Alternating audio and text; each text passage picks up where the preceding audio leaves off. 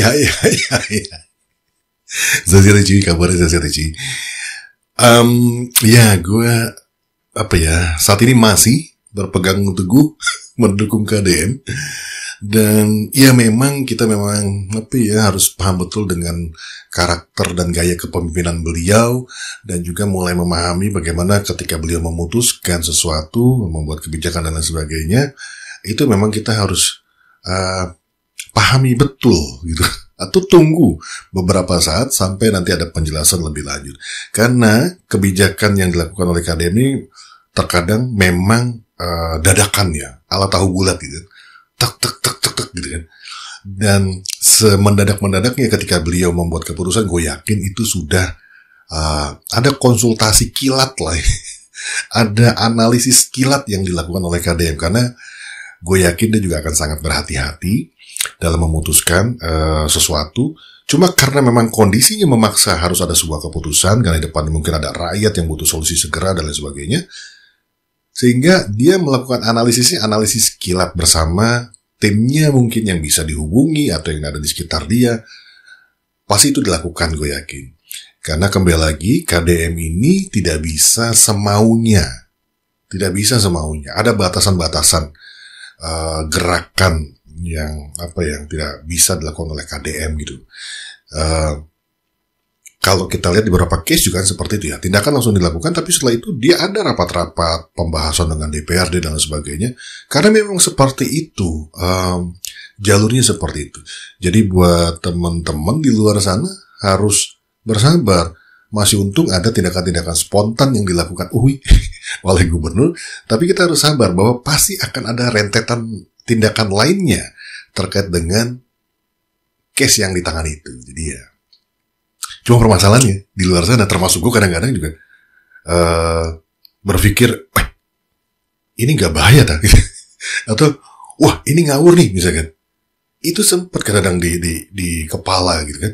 Cuma bedanya gue nggak langsung membuat reaksi dan memposting gitu kan, tapi menunggu. Nah, celakanya yang lain kadang-kadang tidak sabaran. Begitu dapat langsung bereaksi, membuat postingan-postingan yang ternyata salah, karena belum memahami betul maksud dari kebijakan KDM ini arahnya kemana. Tapi gue senang karena ternyata yang KDM sepintar itu gitu, dan seteliti itu ketika melihat sebuah permasalahan, langsung akar-akarnya pun dipikir. Oke, kita akan nonton rentetan warga yang tergesa-gesa membuat postingan itu. Let's jump. Rahasia KDM, aing teh bisa makan kejo kan kalapa. Gue tahu. Beli beak-beak aja, aing gara-gara siap PT ditutup. Aing dasar sakit kena usaha. Sebuah video yang diunggah Gubernur Jawa Barat, Deddy Mulyadi, di akun Instagram pribadinya Deddy Mulyadi 71 menjadi sorotan. Video tersebut memperlihatkan momen emosional saat seorang warga Parung Panjang menyampaikan keluhannya langsung kepada Kang Deddy yang menutup sementara sebuah perusahaan tambang di wilayah itu. Warga tersebut mengaku kesulitan memenuhi kebutuhan sehari-hari setelah perusahaan tempatnya bekerja berhenti beroperasi. Ia menyampaikan bahwa dirinya tidak bisa makan nasi dan hanya mengandalkan kelapa karena tidak bisa membeli beras akibat penutupan perusahaan tersebut. Ia juga mengungkapkan kekecewaan dan kesusahannya yang sampai membuat mobilnya tidak bisa dipakai karena perusahaan ditutup.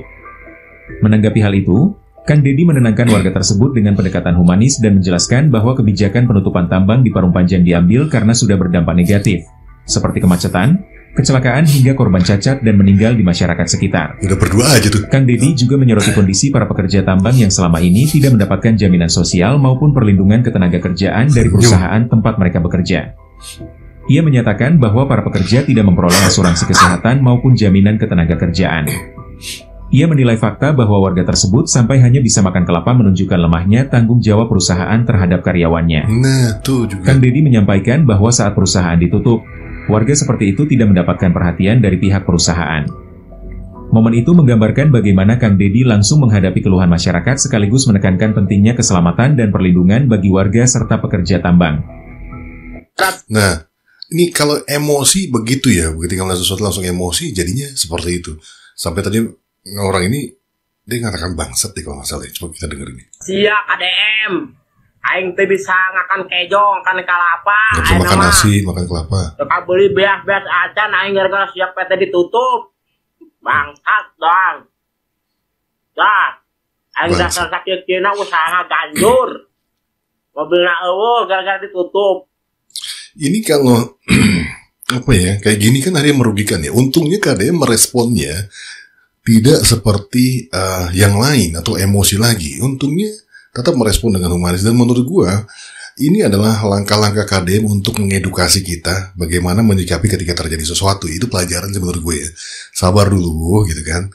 Terus ketika mau menyampaikan sesuatu, sampaikanlah dengan kalimat-kalimat yang ada adabnya lah gitu loh. Yang tidak langsung ngatain orang bangsat lah, apalah, tolol itu. Oh itu banyak banget tuh kayak gitu-gitu. Kan akhirnya malu sendiri, mempermalu diri sendiri kayak gitu-gitu. Bapak akan hampuranya pertambangan anak ditutup heula sabab memang urang parung panjang ngapoe kamacetan kacilakaan aya nu cacat aya nu maot. Bapak ge digawe di pertambangan asuransi kesehatan ge geuningan teu meunang, tenaga kerjaan ge teu meunang. Pas perusahaan anak ditutup, Bapak tapi ngahakan kalapa hungkul, teu bisa ngahakan beas. Berarti kan kurang menang perhatian di perusahaan anak waktu perusahaan anak ditutup. Nya, ku kituna geus teu kudu melang, Bapak. Kuring ge pamingpin tanggung jawab. Nah, iya sia teh ngahakan naon? Kalapa. Ayeuna geus sia cak kene akan kalapa. Alhamdulillah. Pas tuang sareng jeung saha? Wah, sia kain teh nyebut naon kamari teh? Bangsat. Kain sia KDM. lain sia teh. Sia teh kain nyebutna. Heuh nya. Hampura Bapak. Kamari teh aing teh sia geus kudu make hampura-hampura da maneh ambek ka urang. Kulantaran tambangna ditutup. Nya mimiti November jeung babaturanana nanti dikerjakan ya. Siap.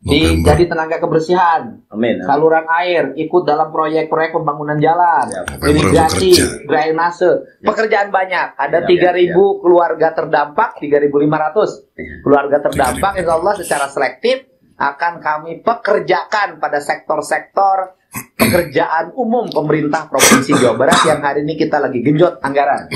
Ya, nah gitu akan kalapa. Dan ternyata ini adalah anggota Linmas, anaknya 6, istrinya 2. Waduh.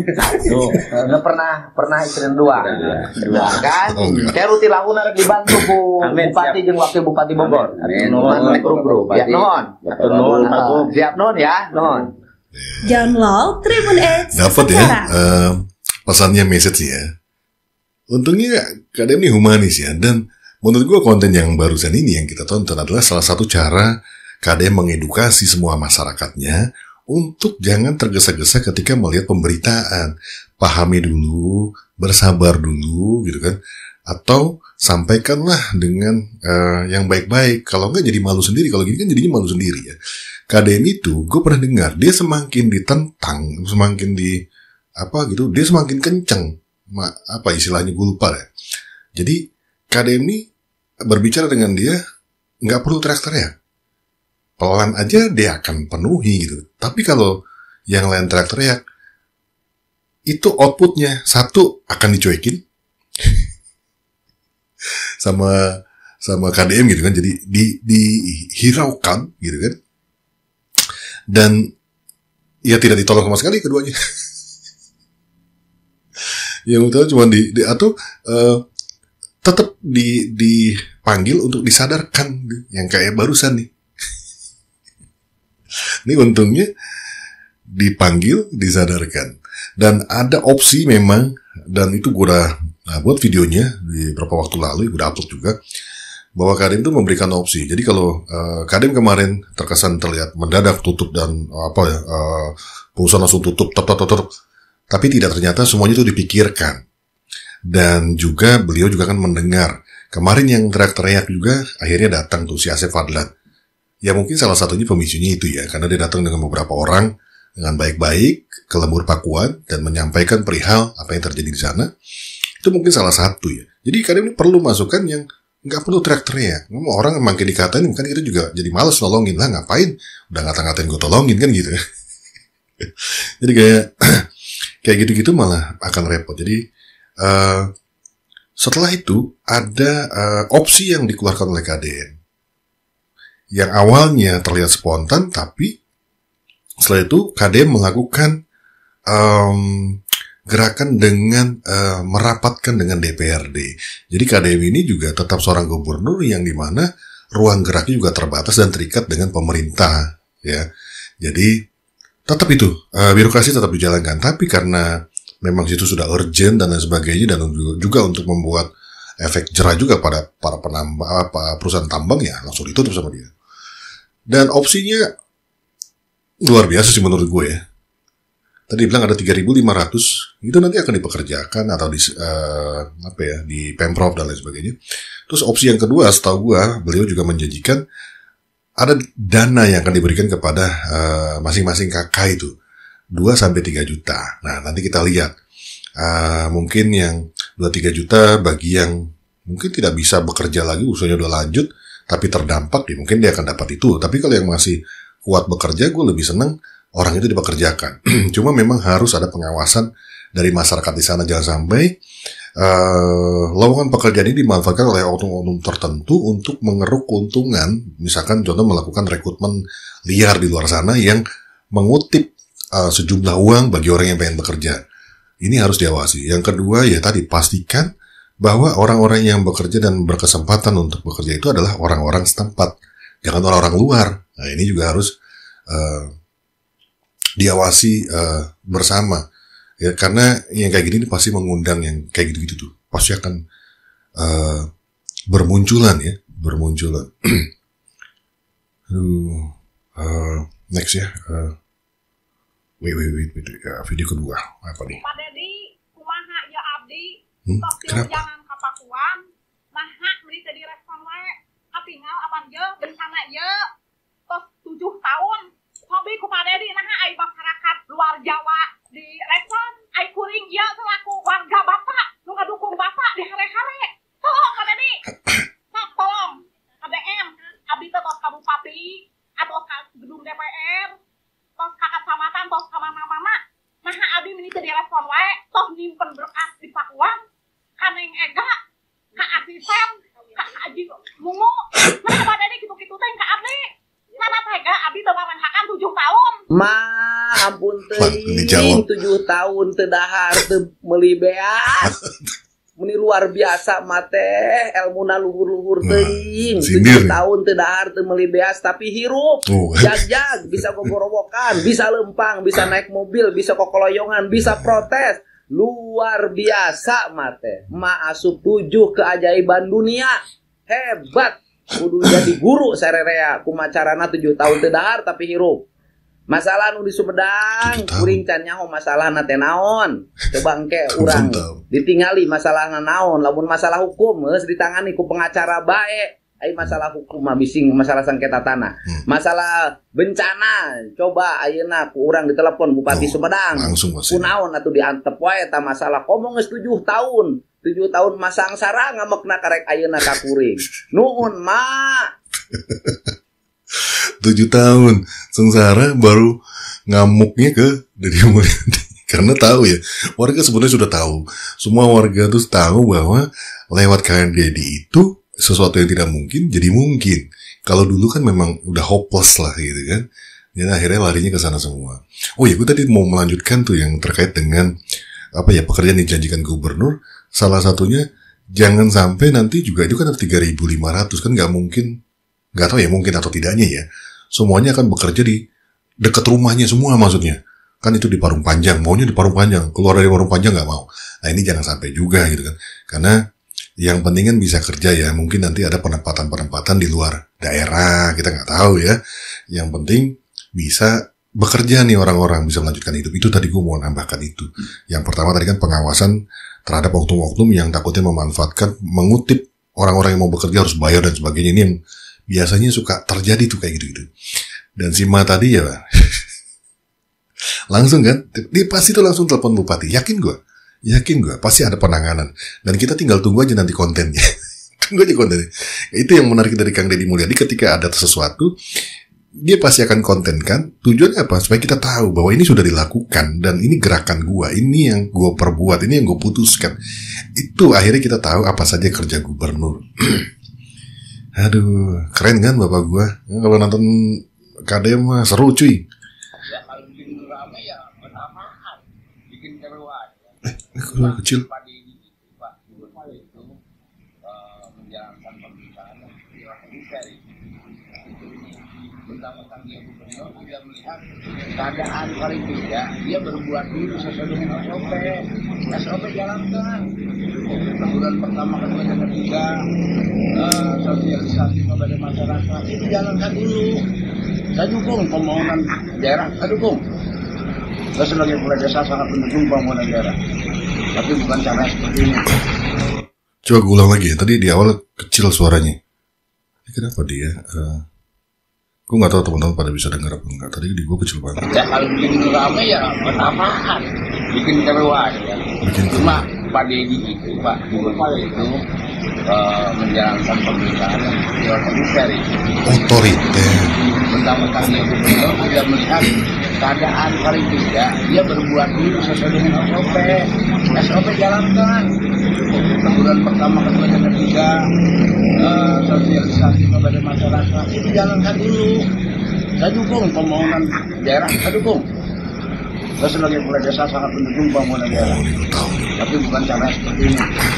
Gue pernah dengar ini kasus yang di Bantaran Kali ya, yang digusur yang langsung sama KDM. Soalnya kalau lama-lama biasanya nanti makin lama lagi, molor lagi. Ada beberapa video gue temukan, KDM sudah menegur dan meminta pejabat terkait untuk membersihkan suatu daerah dekat pinggir tol ya. Dan akhirnya daerah itu malah jadi tempat jualan ciu, arak. Orang kadang udah minta itu untuk dibersihkan, tapi tidak dilakukan. Jadi makanya gercep langsung, udah rubuhkan. Tapi kita tahu, selain merubuhkan, KDM itu biasanya akan memberikan solusinya gitu kan. Dan setahu gue ditolong deh, ya ada sumbangan deh, termasuk sama kasus yang anak perempuan itu loh yang hidup sulit gaya elit tuh sempat rame, gue lupa lagi namanya, yang dia rumahnya juga terkena imbasnya dan berbicara terkait dengan study tour yang ngeyel, gue lupa namanya itu kan dia dapat, itu kan masalah juga di Bekasi, kayaknya warganya bapak itu kayaknya. Saya Tani Hermansyah bersama masyarakat Desa Sujaya yang terdampak bongkaran liar mengucapkan kepada Kang Deddy, mengucapkan banyak terima kasih atas kebaikannya. Yang ternyata saya mengatakan otoriter, ternyata di balik itu semua ada kebaikan. Alhamdulillah dengan pernyataan Kang Deddy, beliau akan mengganti semua kerugian yang ditanggung oleh masyarakat Desa Sujaya. Terima kasih Kang Deddy. Sekali lagi, saya mohon maaf atas ucapan saya. Terima kasih.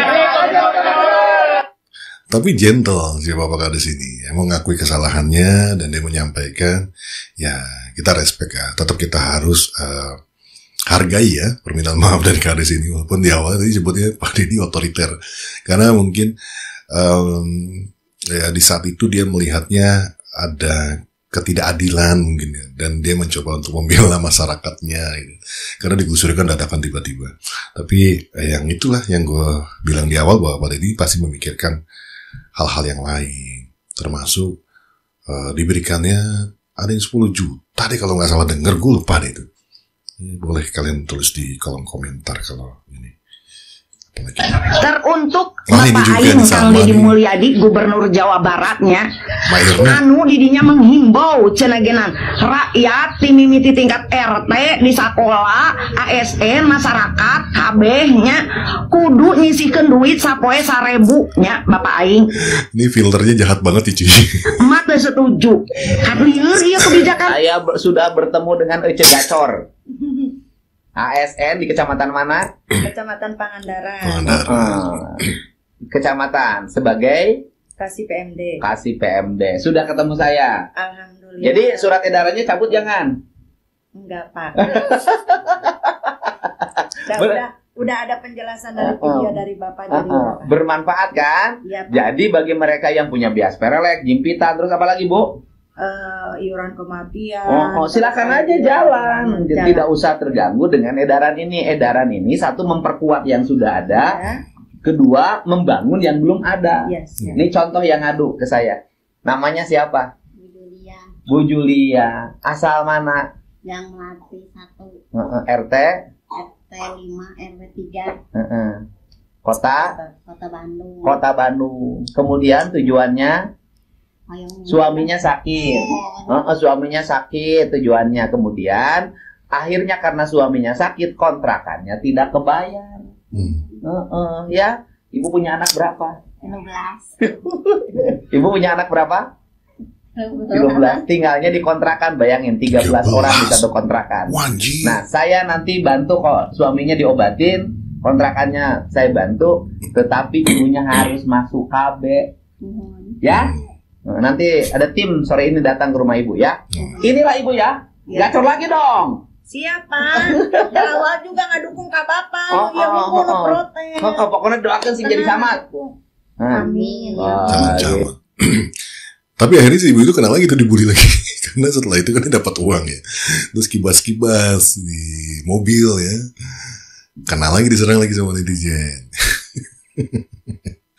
Ya, itulah kehidupan media sosial. Jadi berhati-hati juga buat teman-teman gitu kan, memposting dan lain sebagainya. Jangan terlalu cepat merespon apa yang ada di media sosial. Terkadang banyak juga berita-berita hoax, penggiringan opini dan lain sebagainya. Dan terlebih emosi jangan dituangkannya di media sosial. Konsekuensinya ya tadi bisa ya cuma seringan-ringannya malu ya gitu kan, dihujat senegara gitu kan. Terus ada undang-undang ITE juga yang bisa menjerat. Apalagi kita udah ngatain orang yang tidak terima, pencemaran nama baik kan gitu kan, udah ngata-ngatain. Nah, ini juga bahaya. Well, I think that's it guys. Sampai ketemu di video yang lainnya. Tetap dukung KDM ya. It's a wrap. Bungkus.